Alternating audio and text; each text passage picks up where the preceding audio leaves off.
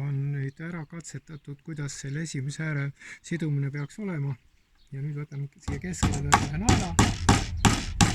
Võtame selle nööri nüüd jälle siit 3 raami pikkust. Niimoodi, et alla jääks siin 3 raami pikkust. Lõikame selle nööri läbi. Sõlmime ta siia ära. Paneme siia sõlmega siia naela taha kinni. Ja nüüd hakkame niimoodi minema, et jälle läheme siia sellesse järgmisse rõngasse, mis siin on vaba. Siit järgmisse rõngasse. Ja siit jätame ühe rõnga vahele ja läheme üle järgmisse rõngasse. Tõmbame selle vedru suhteliselt kalde alla. Ja siit läheme kõrgemasse rõngasse. Ja siit järgmise vedru kõrgemasse rõngasse. Ja nüüd tõmbame sellega selle eelmise vedru siia sirgeks. Ta ei lähe, siis ma natukene nihutan seda vedru sinna poole ja tõmbame selle vedru nii, et see vedru jääb nüüd püsti siia. Ja nüüd siis teeme siia taha ühe sõlme. Hoiame näpuga ise seda siit sõlme kinni. Teeme sõlme ja paneme teise kontrasõlme peale. Hoiame ikkagi näpuga kinni, et see sõlm lahti ei libiseks. Nii, nüüd on see paigas. Nüüd ma saan veel jälgida, et need oleksid kõik sirged. See peab olema võimalikult ettepoole kaldu.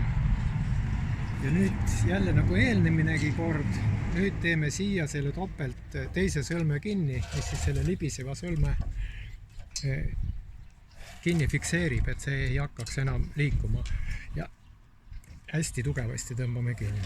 Järgmine jälle siit jääb see sõlm vahele ja tuleme sellega üle ja siit tõmbame selle nööri kinni ja alt samamoodi.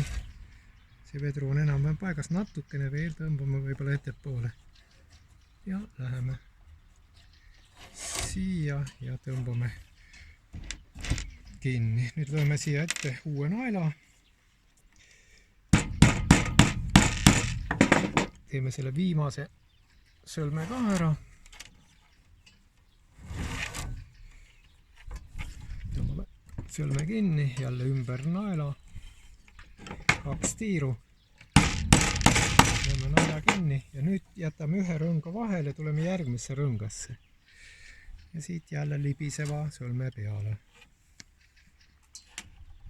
Nii, ja läheme siit nüüd läheme siit ülemisse rõngasse. Tõmbame selle kalde alla ja läheme siit teise ülemisse rõngasse. Ja nüüd vaatame, kui me tõmbame ta paika. Meil on vinkel, et see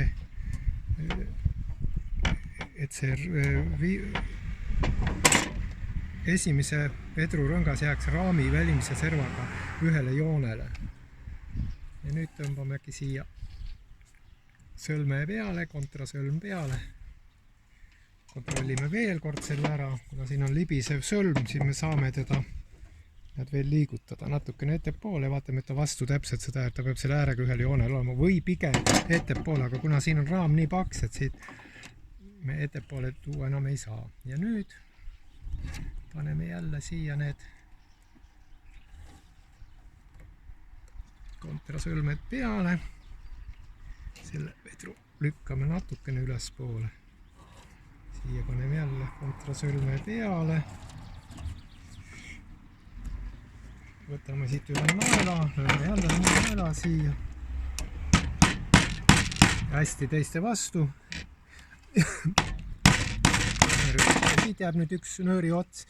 Seda me saame siis pärast siia, kui vaja on, siis selle viimasesse rõngasse kinni panna, siis kui on selleks aeg. Ja nüüd vaatame, kontrollime ära nüüd nende rõngaste kõrgused. Esimese rõnga äär on siin 21 centimeetri peal. Järgmine on kuskil 20 centimeetri peal, siis on 19 centimeetri peal ja siis on 17 centimeetri peal.